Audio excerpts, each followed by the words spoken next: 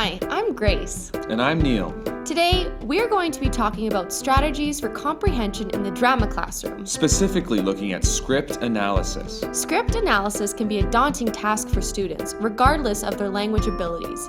In a performance, students are applying their comprehension skills to dramatic interpretations of the text through their acting choices. Script analysis is crucial for students before they begin rehearsing a play and helps capture ideas throughout the rehearsal process. In drama, two main levels of comprehension are needed: an understanding of the story as a whole, as well as an understanding of that story from individual characters' perspective. To aid in these two levels of comprehension, we will present two kinds of graphic organizers to introduce script analysis in the drama classroom. Graphic organizers can be used to help students distill what the key information, themes, and moments in a play are. They act as scaffolds to aid in comprehension and interpretation. Graphic organizers make large amounts of information and complex relationships between characters more accessible by breaking it all down into bite-sized pieces. While filling out graphic organizers together, the class also generates a common vocabulary for the play. This common language will later aid the director or teacher in addressing acting choices and helps the students feel comfortable with the themes and topics in the play. This universal design for learning clarifies new language for English language learners and puts the whole class on the same page for comprehension. Without further ado, here are the 8 steps to script analysis. Let's look at our first graphic organizer. Step 1. You may have seen this one before in an English class. When initially analyzing a script, a graphic organizer commonly known as the story arc is useful in breaking down the main events of the play. Key terms in the story arc graphic organizer include exposition, initial incident, rising action, climax, and denouement. By addressing these moments in the play as a whole, students begin to comprehend and organize the events of the story. This affords students an opportunity to clarify any misunderstandings about the plot, character relationship, and pacing. Once you've created a story arc for the whole play, you can then find out how this affects any and all of the individual characters, which leads us to Step 2. This story arc can be tailored for the drama classroom by including spaces where students add how the events are affecting their characters specifically, and indicate how and when their characters' objectives change throughout the play.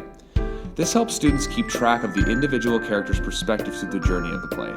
Students can track character emotions, objectives, or obstacles as they relate to the story as a whole.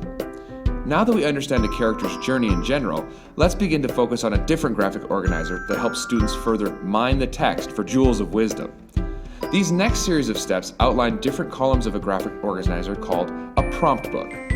Prompt books are extremely useful to help students generate acting choices based on accurate interpretations of dialogue. To create a prompt book, students need to place each page of the script in a notebook. Surrounding the text of the script, 4 columns are needed, with an additional space for paraphrasing, which is our next step. Step 3. Paraphrasing is when students reword the dialogue into language that is meaningful for them as an actor. Their ability to paraphrase gives the students personal understanding of the text, which is useful assessment for a teacher to identify gaps in knowledge. For ELL students, paraphrasing could also mean translating the lines into their first language, so they always have a reference of understanding. Paraphrasing should go close to the text for quick reference, like this. Now on to Step 4. Background. This column should include research done regarding the context of the play, things like setting and era, as well as vocabulary for any words the student does not know. Background can also include images, colors, feelings, sights, and smells that are relevant to the world of the scene. This column can greatly represent personal preferences for multiple ways that students interpret text. These are called given circumstances and can greatly help maintain engagement in the reality on stage. Step 5. Objective. Here students keep track of what the character's objective is and where the objective changes. You should draw a horizontal line across the page to this column, like so. This is a significant moment in the play. An objective can change for many reasons, but it is always good to have a reminder when it does. Pursuing an objective is paramount to the action of a character, so when it changes, this can help represent to a student an important event. Step 6. Obstacles. In this column, the student needs to identify what is keeping the character from achieving their objective in the scene. When a new obstacle is presented, you will draw a line horizontally to this column, like so. Notice how when an objective changes, it also crosses the obstacle line? This is because when an objective changes, it is either because of a new obstacle or creates a new set of them. For example, if a character gets a cookie, his new objective is to get milk, and the new obstacle is to open the fridge. That's an example of a new objective changing the obstacle. If the objective is to get a cookie and a new obstacle is that the character is too short to reach it, the new objective becomes to find a stool. Boy, this is making me hungry. Let's finish up this page so we can eat. Step 7. Actions.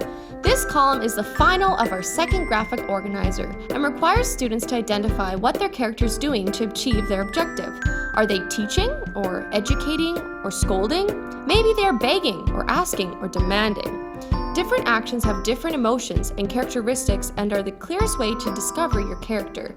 These are also sometimes called tactics and are always written as a verb. Again, notice that when an objective or obstacle changes, the actions also change. This is a guideline, however, not a rule. In comedy, a character may continue to pursue an objective with the same actions to hilarious results. Let's change our action and give you Step 8. Here, a system can be used to help students identify the subject, object, and verb in sentences. For example, the verbs can be underlined, the subjects circled, and the objects boxed. This acts as a grammatical scaffold to help students identify what the most important words in a sentence are and aid in speech production and choice. How do you say what you say? Why? Because of the words you chose. Whew, that was dense, but also very important. This is a technique that even professionals use to analyze script. For a teacher, prompt books can be used as a form of summative or formative assessment and are generally filled in by the actor throughout the rehearsal process. Prompt books are constantly evolving as students make new insights into their characters. As they receive feedback from directors or fellow actors, these books develop and help actors keep a record of choices and comprehension. This way of breaking down the script into manageable categories can be tailored to suit different students' needs. Perhaps for some students, the most meaningful part of the prompt book is paraphrasing and identifying key words, so this level of analysis could be emphasized over the others. For English language learner students, perhaps the only section required to complete would be Step 8, so they can better understand how to perform the text.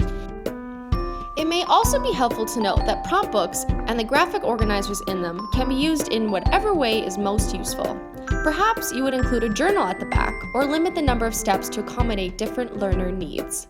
We hope this was helpful and fun. Break a leg!